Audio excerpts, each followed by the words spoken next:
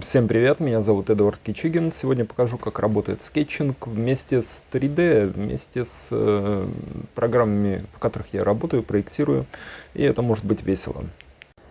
Вот, например, я, как обычно, вырабатывал типологию для того, чтобы у меня создавались какие-то симпатичные домики. И вот такую типологию выработал. Это арочная структура, и над ней ряд сдвоенных полуциркульных оконных проемов и плюс большие арки. Вот здесь, я думаю, может быть, будут какие-то акценты, но, скорее всего, их не будет.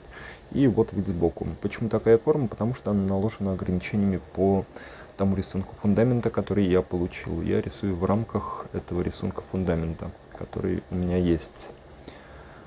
Тут пробовал арочную систему, тут пробовал разрушающуюся арочную систему. Сегодня еще и покажу, как я над ней работаю. Вот это мне еще нужно дорисовать.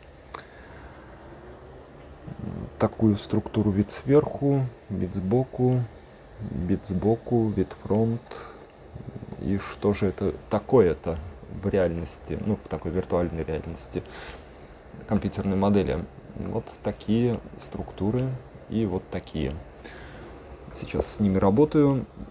Сегодня попробую еще продвинуться в них, потому что я очень недоволен. Местами очень недоволен, местами очень доволен. И нужно это все свести в одну систему. Я думал ночью сегодня закончу этот проект, и поэтому героически до 7 утра работал как проклятая лошадь, но нет. Как получаются некоторые вещи, мне нравятся очень, но как некоторые вещи не получаются, меня просто прям выбешивает, я не знаю, что с этим делать. Я думаю, мне поможет копия, мне поможет, как я в видео прошлого дня рассказывал, смена локации. Я пойду куда-нибудь в Петербург, сяду рядом с творением больших архитекторов, и мне это будет адреналин, мне это будет такой пинок под зад, типа думай сильнее, я буду думать сильнее, окей, не проблема. Но некоторые вещи прям радуют. Они похожи на мои ожидания. Я думаю, их нужно просто довести до ума. Посмотрим, что из этого получится. Я беру с собой скетчбук, я не беру ноутбук. И буду прорабатывать эти локейшены, которые... В общем, они были мной проработаны раньше, но теперь пришла пора все изменить, да. Смотрите, какая драматичная ситуация. Вот здесь стоит человечек для самоштабности, и вот здесь завис компьютерный человечек, он в такой опасной позиции показывает мне: Эдо, смотри, какая пропорция окон, смотри, что ты с этим будешь делать. Ну-ка, исправляй скорей. Вот он там завис. Драматически, прям герой. И вот в более реалистичном виде эта сцена. Вот этот человечек. Вот другие чумбрики для самоштабности. Это все нужно исправлять, это не смотрите, это все такая прям работа в процессе. Я прикидываю большие формы, смотрю, что с этим может получиться. И на что это похоже? Ну, конечно, Aptosave ты мне будешь включать каждый раз. Спасибо тебе. Вот такая импрессия получается. Сейчас отъеду назад. И вот это то, с чем мне нужно работать. Я думал такой, я это закончу сегодня ночью. А и нет, Эдо, а и нет, работы еще. Но если такие эпик фейлы убрать, с ними разобраться, то, в принципе, я доволен тем, что вчера за ночь сделал. Это был сдвиг, безусловно, сдвиг. Поэтому беру мой скетчбук, тык-дык, мой набор рисовальный и мчу куда-то, где есть что-нибудь типа кофе и природы, да.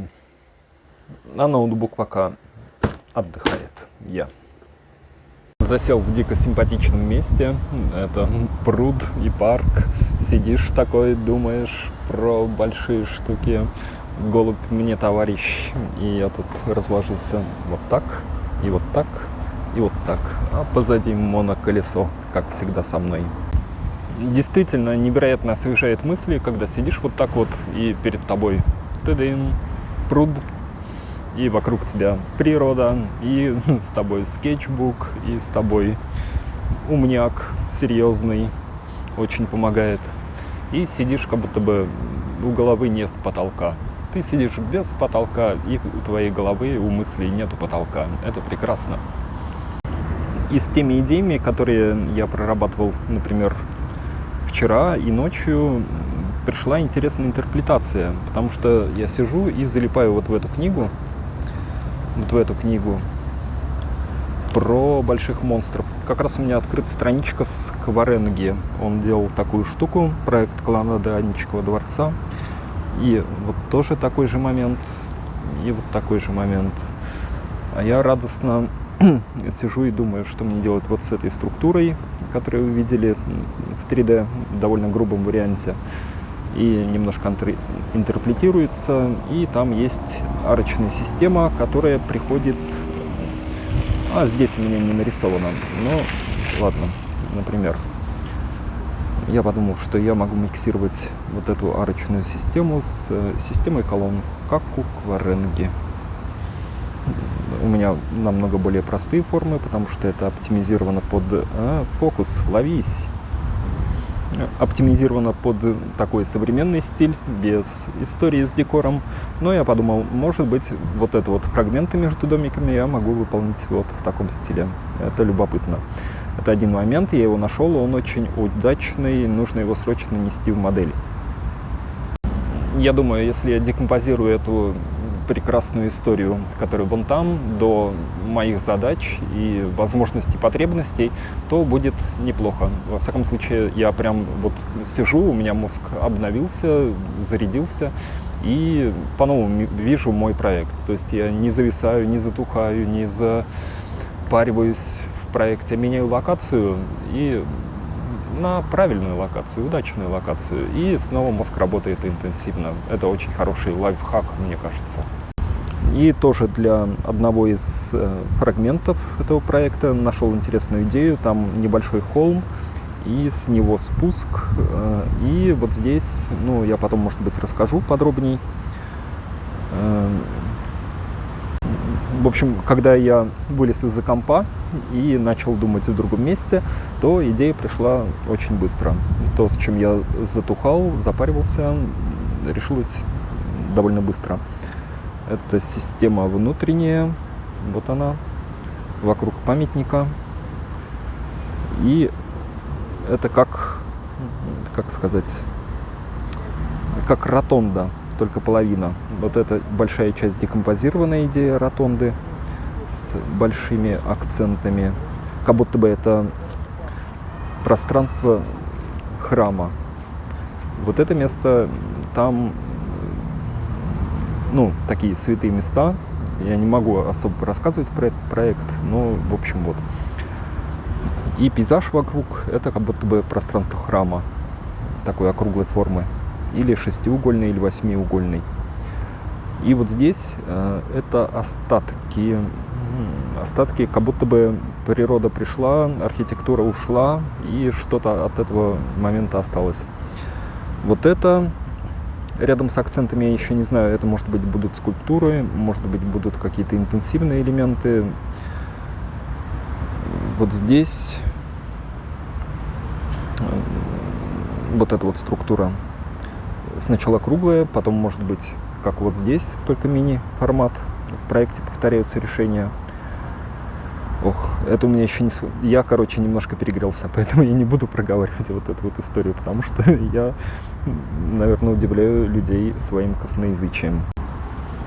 Надо сказать, что я уже изрядно сгорел и перегрелся на солнце. Нужно снова менять локацию, или пить кофе, или еще что-нибудь делать, чтобы не превратиться в такой сгусток загоревшего нечто. В общем, вот такой у меня workflow. Такой. Вон мой моноколесо и такой прекрасный пейзаж вокруг. Вот. Что у меня тут в скетчбуке творится. Особо ничего не применилось. Все вот это вот графика, все это мои проекты. И начал показывать фрагментами всю эту историю в 3D. И моя опора на сегодняшний день — это вот эта вот превосходная книга по петербургской архитектуре 18-19 веков. Тык-дык-дык-дык-дык-дык-дык. Смотрю, думаю, интерпретирую. Да. Ну и вот, воодушевленный этими решениями найденными, начал переносить это все в 3D. Так, но доподлинно это все не перенеслось, но перенеслась вот эта вот арка. То есть увеличил маленькие арки, которые у меня были раньше, на вот такие вот большие. И выглядит все в модели, 3D модели уже эпичней, мне нравится, хотя я потерял вот здесь переход наверху, но я получил архитектурный образ, да. А вот тут я получил целую симпатичную прям улицу, затененную, что очень важно в том климате между домиками, и выглядит симпатично. Ну и вся эта структура формирующаяся меня начинает радовать. Ту же самую типологию перенес в фрагмент, где будут отдельно стоящие домики, вот такими сегментами 2, 4 и 3, с такими большими арками. Так это выглядит все на фоне той большой структуры полукруглой, вот это вот, а позади будут деревья. И пока не получилось полностью реализовать вот эту вот историю, я еще думаю, как к ней подойти. Здесь у меня не полный круг, а вот такая вот структура. И в 3D это пока выглядит вот таким образом. Ну, в принципе, симпатично, но нужно поработать над этим. Я еще думаю, каким образом можно с этим разобраться. Вот этот вид эпичный, он мне нравится, только его на самом деле не будут, потому что сюда придут деревья. Тын-тын-тын-тын-тын, это все закроется. Способом двигаюсь по проекту. Сначала мой скетчбук, тык-дык. В нем основные большие идеи, потом кидаю в 3D, в условное 3D, такое плюс-минус скетчевое. Потом двигаюсь в фотореализм. Фотореализм там тоже недоработано, но сейчас тоже покажу. Ну, такой себе фотореализм, довольно условный. Сейчас посмотрим. Немножко анимации, немножко зелени, немножко импрессии. Материальность приходит. Условностей очень много, дорабатывать еще очень много. Вот эту вот церковь еще нужно нарисовать, архитектуру. Это интересная задача. Вот здесь много моментов нужно добить. Я думаю, за ночь я успею все это сделать. У меня, как всегда, планы ночь. Вот это вот тот комплекс из домиков и с ангелом, и человечки для самоштабности. Вот примерно так это все выглядит в 3D, да. Вот такая деятельность за последнюю пару дней, да. Ну, не очень интенсивной работы, нужно было работать интенсивнее, конечно. И вот так из этой графики, скетчевой графики, приходит все в проектную историю. Если вам понравилось, ставьте лайк, подписывайтесь на канал. Меня зовут Эдуард Кичигин, и моя тема ландшафтная архитектура, скетчинг, архитектурное проектирование, ландшафтная урбанистика, прочие все штуки. Ну, вон 3D-визуализация тоже. Если хотите научиться вот такой графике, как у меня. Тын-дын. Сейчас покажу, как обычно. То ссылка в шапке профиля в описании к видео.